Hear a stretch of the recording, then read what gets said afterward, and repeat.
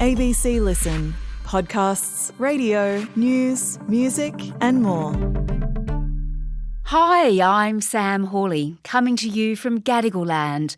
This is ABC News Daily.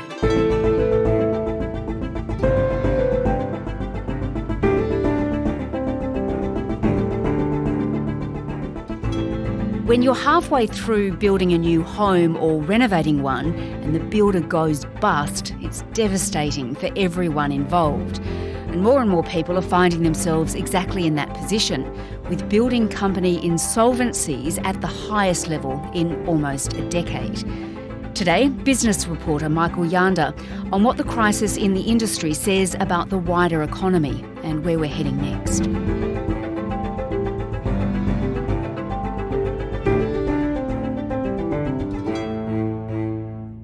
Michael, building companies are really feeling the pressure right now, aren't they? It's become a pretty tough time for a lot of them. It's a tough sector to be in right now. Yeah, look, it's the toughest time in the building sector that many people in the industry say they've ever seen. The ruins of another collapsed building company. Tasmanian company Multi-Res Builders crashed, leaving behind a trail of multi-million-dollar projects. Serenity becomes stagnation. PBS Building on Tuesday became the latest in a string of high-profile insolvencies. With 2,500 companies collapsing over the past 2 years, 2/3 of them in the past 10 months. Industry leaders fear it's... When you look at it, insolvencies over the first 9 months of the financial year are at their highest level in about 7 years. That's second only to hospitality, which is always a very risky business to be in. And it, of course, affects a lot more people than the owners of the construction business. It affects the people who have contracts with them and, of course, hundreds and thousands of subcontractors around the country who are working for affected companies and potentially not getting paid. Yeah, what a nightmare for people if you're halfway through building a home or renovating a home and the building company goes bust. You're just left with it half finished. It must be really difficult for the people in that position at the moment. Yeah, the personal cost is enormous for those customers who are left in the lurch with an incomplete home. Donna Taylor, she's from San Remo in Victoria. She was left with a rotting timber frame on her house after her builder, Langford Jones, collapsed in June last year. It's massive. It's heartbreaking. The first quote I've already had, I'll be out of pocket $180,000 just to finish the build. It's just devastating. It's just wrecked my life. The company owed more than $20 million to 400 creditors. There's so many more people that are like me that it's just ruined and just feel like there's just no justice. And when these building companies, do go under, they have a huge flow-on effect. For more than 2 decades, home builder Porter Davis has been selling the housing dream, but it's become the latest building nightmare.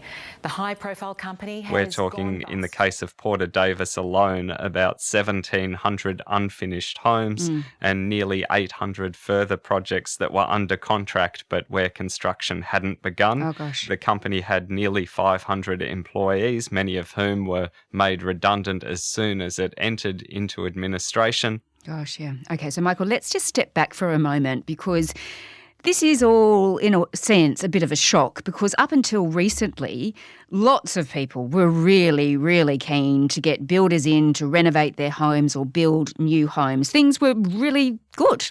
Yeah, and it was a real stimulus success story at the time. The federal government has unveiled the details of its new $688 million home builder package designed to keep the construction industry hammering along. But then you get the hangover, as we've seen with most stimulus programs. It was driven by low interest rates, which was one form of stimulus, but of course the home builder program from the federal government that gave grants of up to $25,000 for substantial renovations or complete new builds. Today's announcement is designed to get our tradies back to work. The Home Builder program has been an enormous success. 120,000 applications, some $2.7 billion being invested to generate as the master builders say, $39 billion in additional investment in residential construction. It saw a massive boom. I mean, people love getting free money, or they think of it as free money from the government.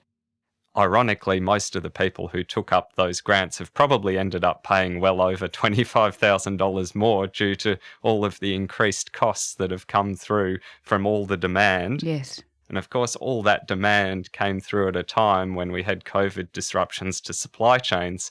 So builders couldn't get the materials they wanted. And we've also had heavy rain on the east coast of Australia last year, which again put a lot of building sites out of action. And all these factors have added up. And that's pushed costs up, and delays have just blown out on getting jobs finished. Yeah, so that home builder grant, that stimulus package that the Morrison government put in place, it was credited for saving the housing industry during the pandemic, but there's a complicated picture to be painted there. So there was a bit of a boom, I suppose. Builders had more work because of the stimulus, but as you say, they were paying more for the goods coming in. But this looks like a bust now. Yeah, well, look, we had a 40 to 50% increase in residential detached housing work, and that was largely thanks to those low interest rates and the home builder boom. Mm-hmm. We've now seen a 40% drop-off in new home sales. So the problem with the home builder program was that it boosted demand at a time when there wasn't the capacity to meet that demand with the supply. It's been one of the biggest, if not the biggest, single contributor to the consumer price index, which has seen interest rates go up, which is again contributing to the bust in construction we're seeing now. And not only that, the way Home Builder was designed, there was a very limited time frame to get projects up. And what it's done is essentially brought forward the decisions of those people to get that work done then, rather than over the next few years. So in a way, Home Builder itself was designed to generate the bust that the construction sector is seeing now.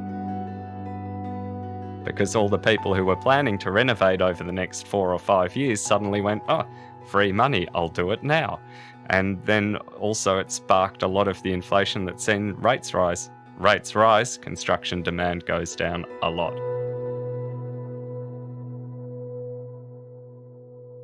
Sounds like we might have been better off without that stimulus.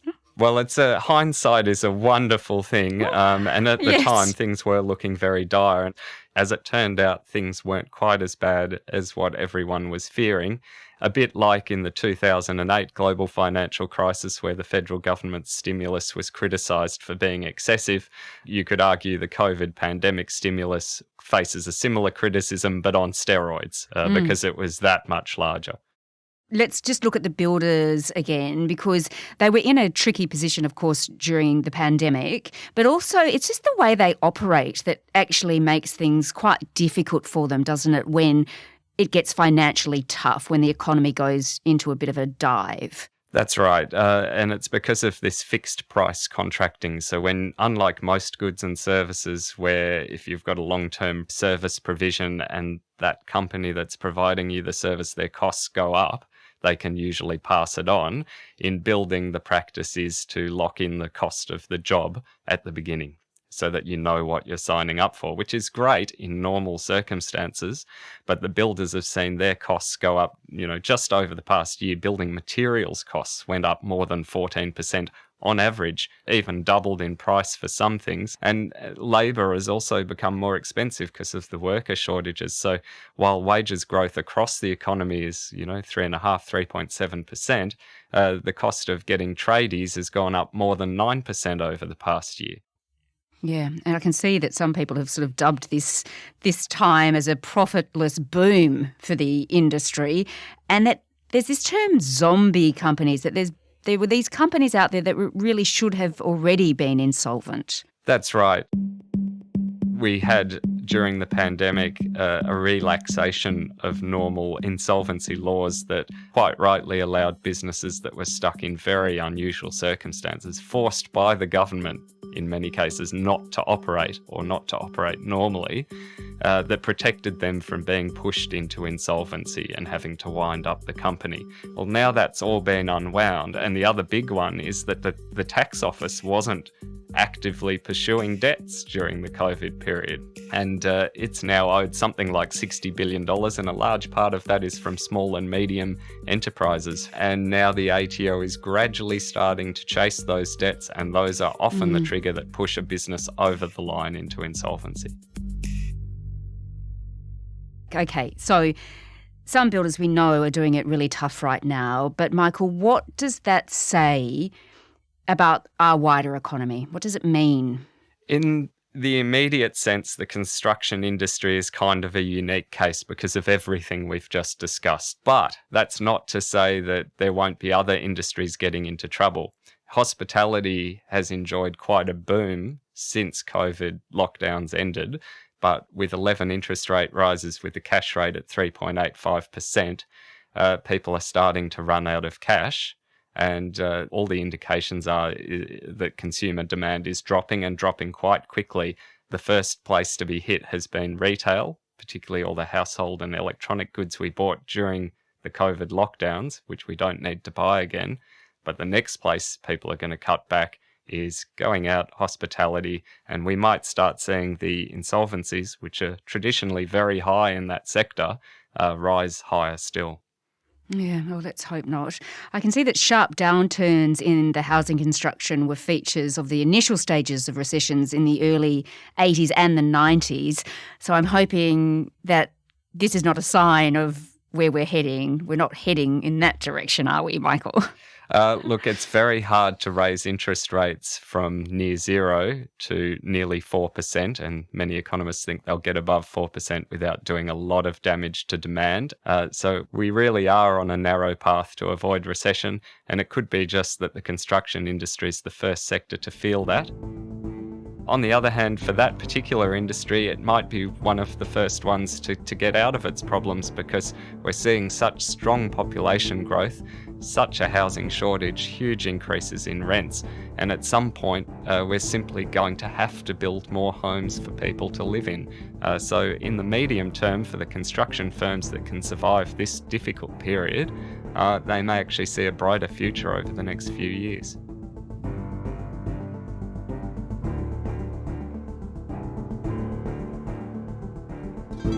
Michael Yanda is the ABC's online business reporter.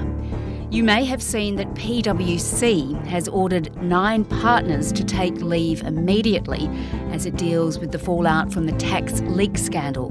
We covered how PwC leaked Australian tax secrets to multinationals on May the 17th. That's in your feed. This episode was produced by Veronica App, Flint Duxfield and Sam Dunn, who also did the mix. Our supervising producer is Stephen Smiley. I'm Sam Hawley. ABC News Daily will be back again tomorrow. Thanks for listening.